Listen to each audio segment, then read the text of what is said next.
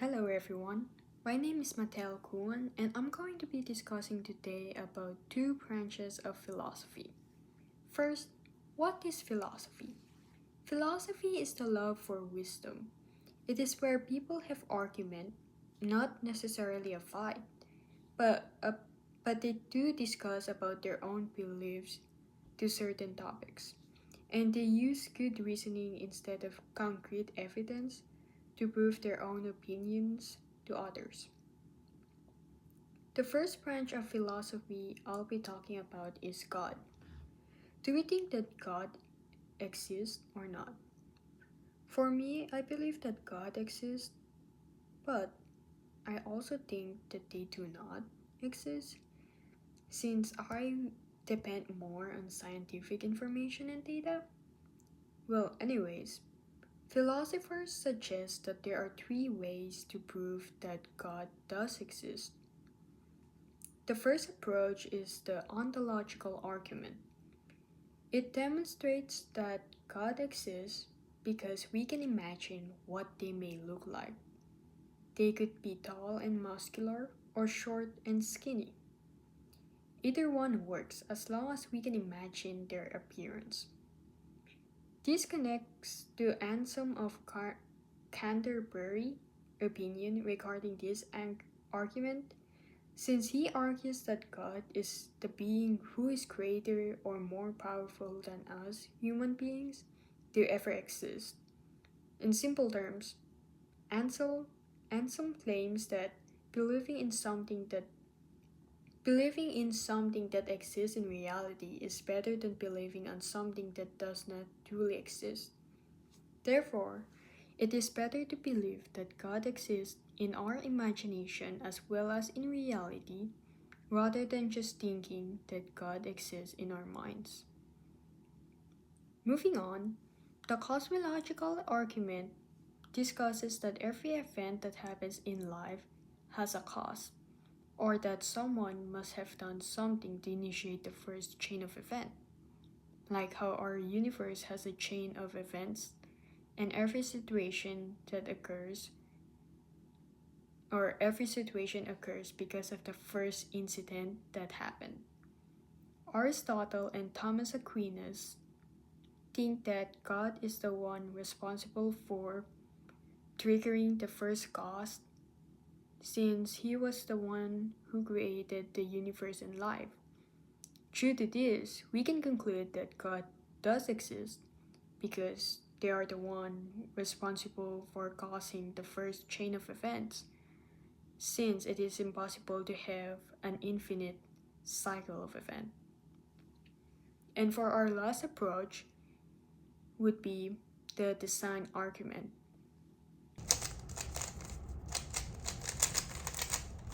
Oh, hey there. Sorry, I was busy solving my Rubik's Cubes. Actually, this is a perfect example to explain the design argument. Okay, so you see this cube in my hand? This exists, okay? And in order for that to happen, we need someone to design it and give purpose to it. Because if there's no creator that made this, then it simply just do not exist. Think about our universe. We need a designer for us to be alive. And we all know that our very own creator is God. This indicates that without God, everyone, including the entire galaxy, will not exist. However, a philosopher named David Hume criticizes that we have multiple designers, or maybe we don't even have designers. Just like how these Rubik's Cubes can have different designers and different features. He also argued that if God truly does exist, then why did he design a world that is not perfect? Since it has all these perfections, like war, chaos, people suffering from depression. Would it be much more greater if we live in a world where all of these imperfections does not exist? Just like it's all peaceful. It's a peaceful life. However, despite Hume's argument, there are philosophers like William Paley believes that there is a designer for everything. This illustrates that without God as our designer, everyone, including the entire galaxy, should not exist up until this moment. The last branch we will be discussing is about aesthetics, which is the study of beauty and art. For the study of art, there are four theories that correspond to it, but I will be only talking about two of them. The first one is expressivism by Archie Collingwood. He demonstrates that when it comes to defining whether something is art or not, it has to express certain emotions about the subject of the artwork that is being conveyed by the artist to the viewer. It doesn't matter if the art piece has a great painting style or aesthetic qualities. What's important is the expression of emotions, because this is what consider as a art proper. Although Collingwood illustrates that there are also some types of art that triggers a viewer's reaction, but it is not considered as an art proper, such as the amusement art, which is a performance art that provides entertainment to the audience when watching it, like when we watch movies or TV shows.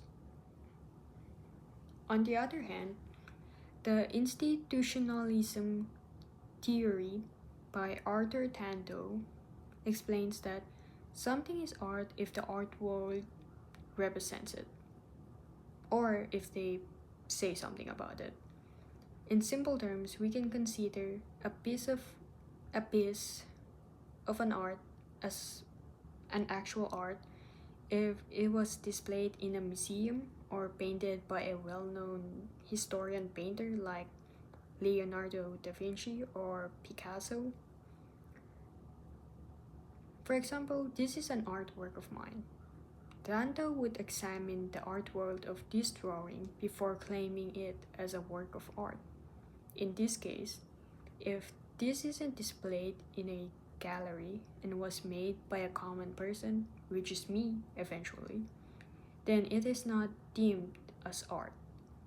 Whereas, if this was displayed in a museum or created by a famous painter like Monet or Picasso instead of me, then it is claimed as a piece of art.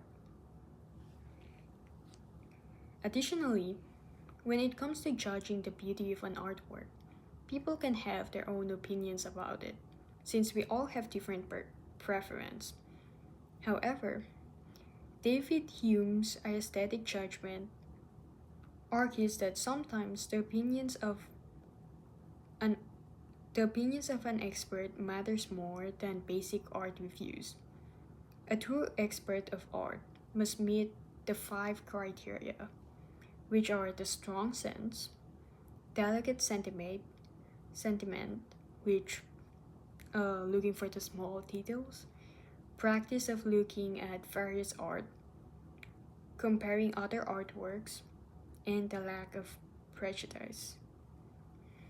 On the contrary, Immanuel Kant's aesthetic judgment is more about that everyone should have the same opinion or review about a work of art.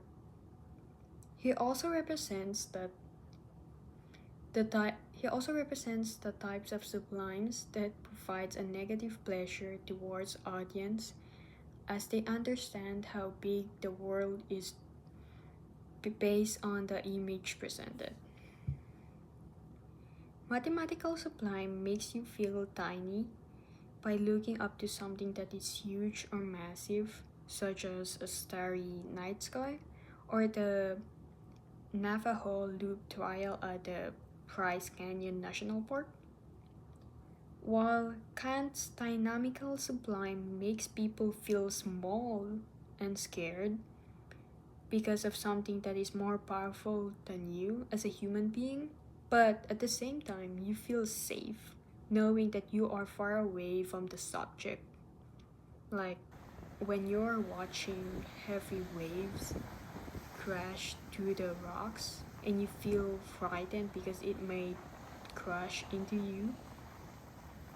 However, you feel safe since you know that you are far away from the ocean or from the rocks. And that is it for today's lesson. I hope you have enjoyed the video and had a great time. I will see you again next time. Bye bye.